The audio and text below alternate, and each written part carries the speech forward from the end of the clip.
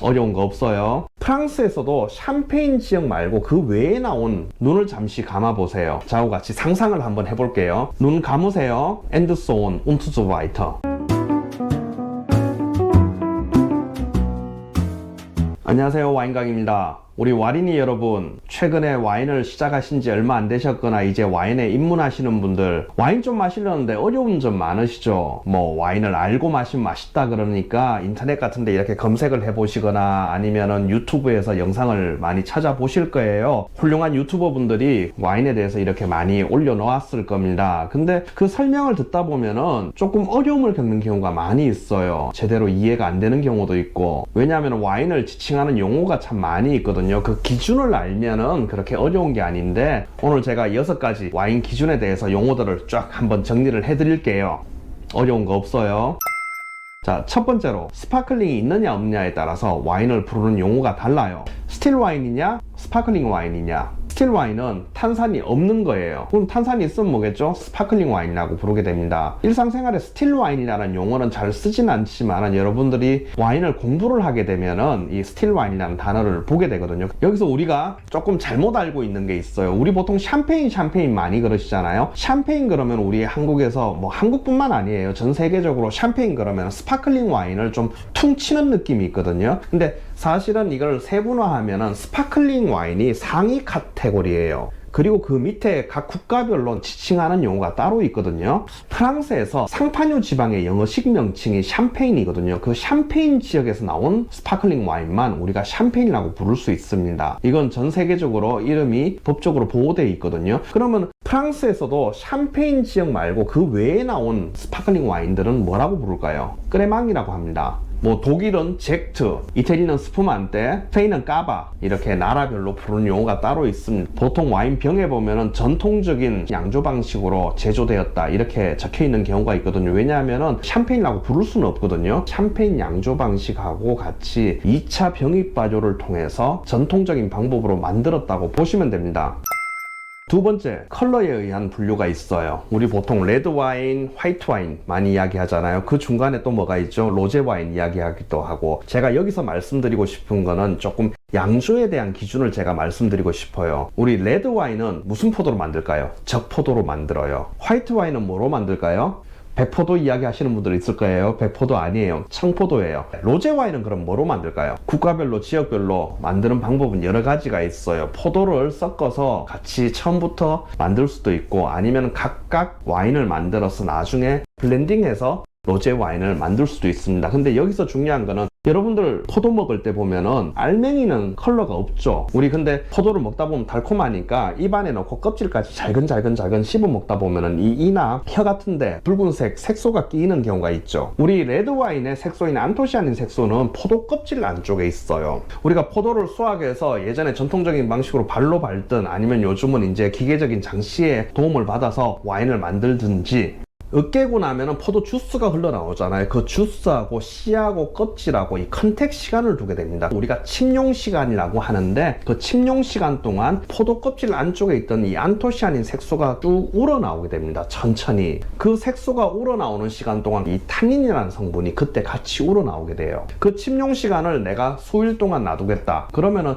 그 색소와 탄닌 성분이 100% 우러나오게 되겠죠. 근데 몇 시간만 두고 껍질하고 씨하고 주스하고 분리를 해버리고 바로 발효를 들어가겠다 그러면 이 컬러와 탄닌이라는 성분이 우러나오려고 하다가 말겠죠. 그러면은 그 컬러가 로제 형식으로 띄게 됩니다. 미각 자체는 화이트에 가까운 상큼한 와인이 만들어지게 돼요. 여기 있는 이 와인이 컬러가 되게 핑크빛으로 예쁘잖아요.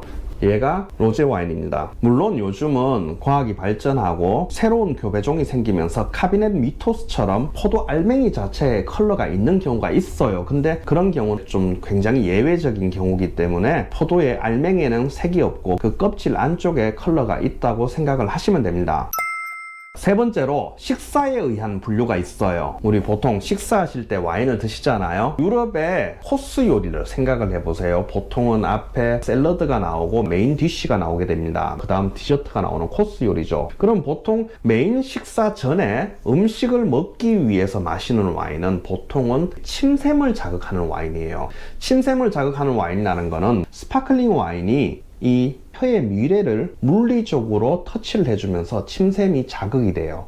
그래서 우리 007 영화나 파티에 리셉션 하는 장면들을 보면은 스파클링 와인을 가지고 사람들 웰컴주로 많이 쓰시잖아요. 이 침샘을 자극해주게 돼요. 그러면 침이 분비되고 식욕이 북돋아지거든요. 아니면 보통 샐러드하고 같이 드실 때 화이트 와인을 많이 드시게 됩니다. 화이트 와인은 왜 침샘이 자극이 될까요? 안에 산미가 있기 때문이에요. 그 산미가 입안에 들어가면서 이 미래에 자극을 주고 침이 흘러나오게 되거든요. 우리 인간은 침이 흘러나오게 되면 식욕이 북돋아지게 되거든요. 이걸 우리가 에피타이저 와인이라고 하거든요. 식전주라고 하죠. 그 다음 메인 요리 음식에 따라서 와인이 다 다르게 되겠죠. 육류를 드신다면 레드 와인을 보통 드실 거고, 생선이나 어패류 이런 쪽으로 드신다면 화이트 와인을 메인 와인으로 드시겠죠. 근데 그게 본식의 테이블에서 와인을 드신다고 해서 그 본 와인을 테이블 와인이라고 하기도 합니다. 근데 여기서 조금 혼돈될 수 있는 게, 테이블 와인이 와인의 등급상 아래쪽에 속하는 테이블 와인이라는 용어가 또 있어요. 그 테이블 와인이라는 의미와 우리가 식사 시에 분류를 할 때 메인 요리 드실 때 마시는 와인이랑은 의미가 좀 다르게 됩니다. 그 다음 우리 디저트 드실 때 뭐 드시죠? 보통 아이스크림이나 초콜릿 무스나 좀 달콤한 거 드시잖아요. 왜? 단 거를 먹으면 우리 입맛이 식욕이 끊어지게 되거든요. 그래서 보통 서양식에서 디저트 달콤한 거를 드실 때는 아이스 와인처럼 달콤한 거와 달콤한 거를 먹으면서 시너지 효과를 내면서 식사의 마무리를 하게 됩니다. 그래서 식사에 의한 분류는 식전주, 식중주, 식후주로 나뉘게 됩니다.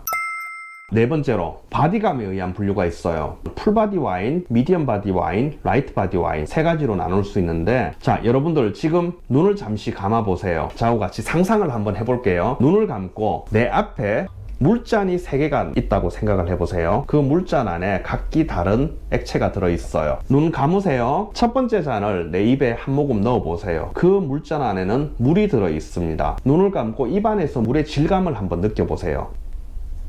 자, 물을 뱉어내고, 자, 이번에는 두 번째 잔을 듭니다. 두 번째 잔 안에는 우유가 들어있어요. 그 우유를 입안에 한번 넣었다고 상상을 해보세요.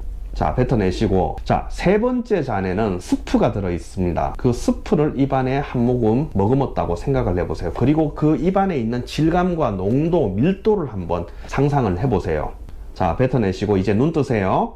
자, 첫 번째는 물이 들어있었죠. 그 다음 우유가 들어있었죠. 스프가 들어있었죠. 이 질감이 다 다르게 되겠죠. 이게 우리가 와인에서 이야기하는 라이트 바디 와인, 미디엄 바디 와인, 풀 바디 와인이라고 하는 겁니다. 자, 그럼 다섯 번째로 당도에 의한 분류가 있습니다. 드라이하다, 미디엄 드라이하다, 미디엄 스위트하다, 그 다음 스위트하다. 보통 이렇게 세 가지로 나누게 됩니다. 물론 그 안에 좀 더 세분화된 건 있어요. 독일 같은 경우에는 리블리시가 있고 쥐스가 있거든요. 스위스 같은 경우에는 굉장히 단 디저트 와인을 이야기하는 겁니다. 보통 리터당 45g 이상의 당도를 가지고 있을 때 쥐스라고 하거든요. 아이스 와인, 베렌아우슬레제, 트로켄 베렌아우슬레제, 이 와인들이 디저트 와인이고 완전히 단 와인입니다. 그래서 리블리시와 스위스를 합쳐서 스위트로 그냥 통쳐서 이야기하기도 합니다. 디저트 와인류는 빼고 보통의 우리가 와인에서 드라이, 미디엄 드라이, 스위트 그러는데, 여기서 중요한 건 드라이라는 용어예요. 드라이는 와인학에서 가진 단 한 가지 뜻밖에 없거든요. 스위트의 반대말이에요. 스위트는 우리 당연히 알잖아요. 달콤한 거니까. 그러면 드라이는 어떤 뜻이 되겠죠? 달지 않은 이라는 뜻의 한 가지 뜻만 있습니다. 그 중간에 위치하는 미디엄 드라이, 미디엄 스위트는 각 나라마다 쓰는 용어가 조금씩 달라요. 미디엄 드라이, 미디엄 스위트, 세미 드라이, 세미 스위트. 독일 같은 경우는 이 트로켄이라는 게 드라이라는 뜻이거든요. 미디엄 드라이, 미디엄 스위트이지만은 스위트, 스위스 리블리시 쪽으로 거의 근접한 쪽을 파인 헤rb이라고 하기도 합니다. 드라이는 뭐다? 스위트의 반대말이다. 자, 그 다음 마지막으로 여섯 번째로는 기타 등등이에요. and so on und so weiter. 그 기타 와인에는 우리가 주정 강화 와인이 있어요. 주정이 강화된다는 거죠. 우리 예전에 스페인이나 포르투갈에서 이제 와인을 싣고 영국으로 가져갈 때였어요. 지난해에 만든 와인을 가지고 운송을 하고 있는데 배 안에서 이 통이 터져버리는 거예요. 아, 그래서 그때 어떻게 할까 하다가 거기에 알코올을 더 집어넣는 거예요. 알코올이 높으면은 효모는 작동을 더 이상 안 하거든요. 그래서 주정 강화 와인 인 포트나 쉐리 아니면 마데이라 같은 와인들이 탄생하게 됐습니다. 또 한 가지는 일상생활에서 거의 볼 수 없을 거예요. 와인을 만들 때 향을 인위적으로 집어넣어요. 칵테일을 만들기 위한 용도로 생산되는 가향 와인이 있습니다. 그리고 요즘 유행이 내추럴 와인 있잖아요. 내추럴 와인, 오르가닉 와인, 비오디나믹 와인, 펜나 등등. 이 와인들은 제가 다른 편에서 한번 정리해서 다시 올리도록 할게요. 자, 오늘은 여기서 마치겠습니다. 이상 와인 강의였습니다. 감사합니다.